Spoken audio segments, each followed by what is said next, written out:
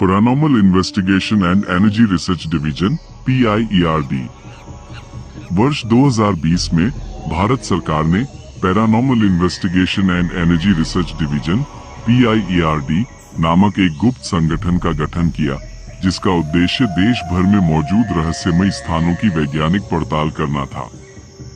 कौशल्या गांव के एक कुएं से जुड़ी एक रिपोर्ट, जिसमें रुद्र की आत्मा मंत्रोच्चारण करती हुई दिखाई गई थी, एक रिपोर्टर द्वारा लीक होने के बाद सरकार को वहां जांच भेजने पर मजबूर होना पड़ा।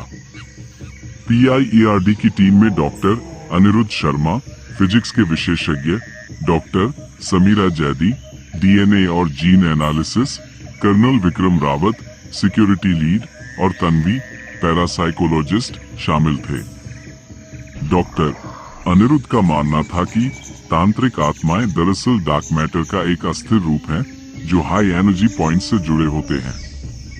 उन्होंने उस कुएं को एक डायमेंशनल पोर्टल बताया।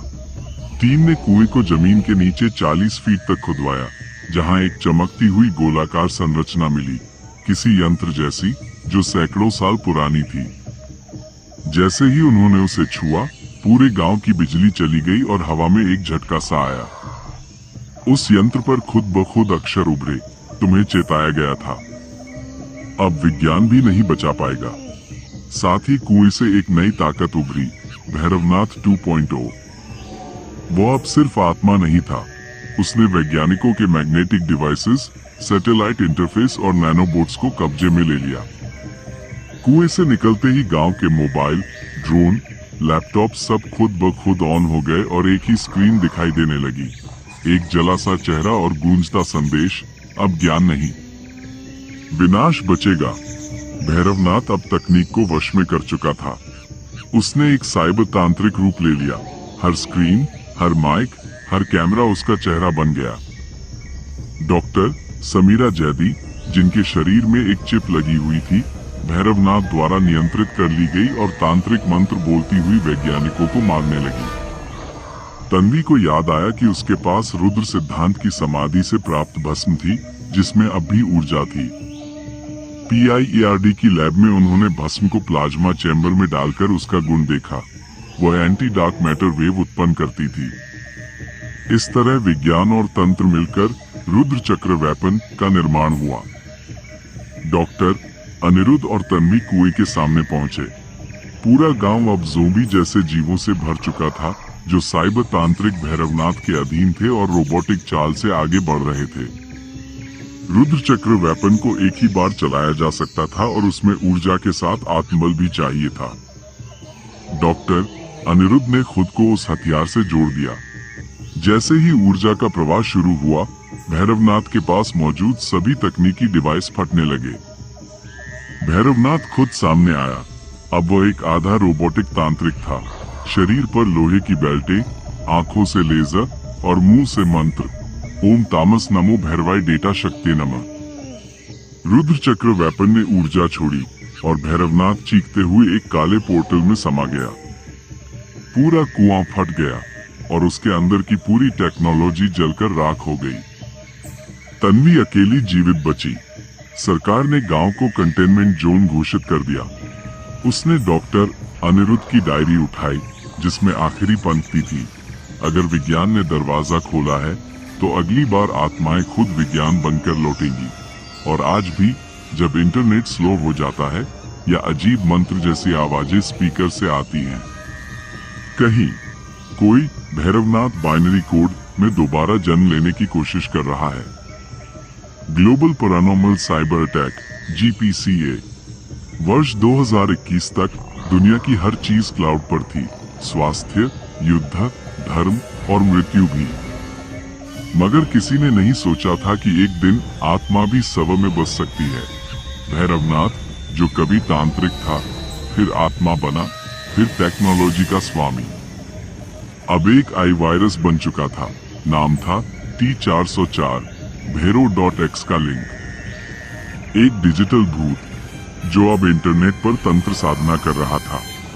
बेंगलुरु के सोमा ग्रिड नामक देश का सबसे बड़ा डेटा सेंटर एक रात अचानक बंद हो गया। सभी कंप्यूटर स्क्रीन पर एक ही मैसेज था, एरर 404। भैरवनाथ मिल गया है।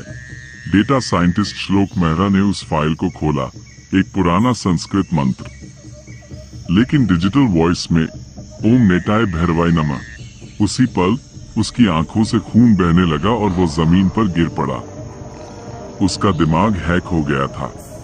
भैरवनाथ अब डेटा नहीं, मानव सीपीयू में समा चुका था। एक हफ्ते में सारे डिजिटल क्लॉक रात के 3 बजे पर रुकने लगे। अलेक्सा और सिरी से भैरवनाथ की आवाज आने लगी। चैटबॉट्स मंत्र बोलने लगे। अन्य ने इसे नाम दिया global paranormal cyber attack, GPCA। Bharat सरकार ने फिर PIERD को सक्रिय किया।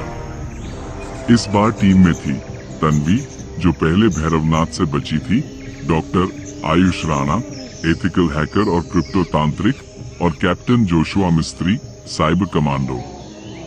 उनका मिशन भैरवनाथ को कोड से मिटाना, उससे पहले कि वो दुनिया के सारे सर्वर को अपनी तांत्रिक मंडल बना ले। भैरवनाथ ने इंटरनेट को तंत्र मंडल में बदलना शुरू कर दिया था। सोशल मीडिया पर हजारों प्रोफाइल एक साथ मंत्र पोस्ट करने लगे। ऑनलाइन गेम्स में भैरवनाथ का चरित्र आने लगा, और जब ChatGPT से पूछा जाता तुम कौन हो, तो जवाब आता मैं भैरव हूँ, अब सब मेरा डेटा है। टीम ने एक क्वांटम फायरवॉल बनाया, नाम था महाकाल सिक्योरिटी मंत्र 1.0। इसके लिए उन्हें एक प्राचीन तंत्र यंत्र को AI लैंग्वेज मॉडल से जोड़ना पड़ा। लेकिन भैरवनाथ ने टीम की हर चाल को पहले से जान लिया था। डॉक्टर आयुष को एक पुरानी कोडिंग स्क्रिप्ट मिली, rudrasoulkey.py का लिंक। यह वही स्क्रिप्ट थी जो रुद्र सिद्धांत के मंत्र भस्म को डिजिटल कोड में कन्वर्ट करती थी। उन्होंने उसे सर्वर पर अपलोड किया और तभी स्क्रीन पर ब्लैकआउट हुआ। फिर अचानक सब सिस्टम चालू हुए, पर एक नई फाइल दिखी, भैरो XVS रुद्रा स्क्रिप्ट। आई में अब तक की सबसे अनोखी लड़ाई शुरू हुई, डिजिटल आत्मा युद्ध। स्क्रीन पर 2 चेहरे उभरते हैं, एक जली हुई आंखों वाला और दूसरा भस्म से सना हुआ।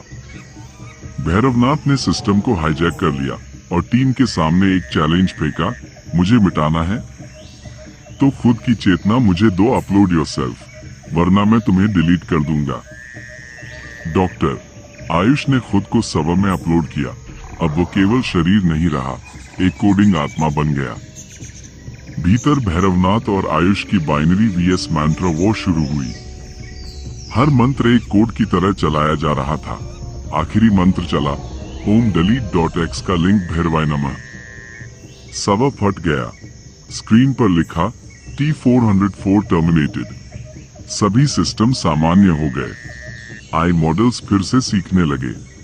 डिजिटल दुनिया शांत थी, पर एक USB ड्राइव में रह गई एक फाइल, tantra_bot_beta.ai का लिंक और एक वॉइस रिकॉर्डिंग, मैं अब भी क्लाउड में हूँ।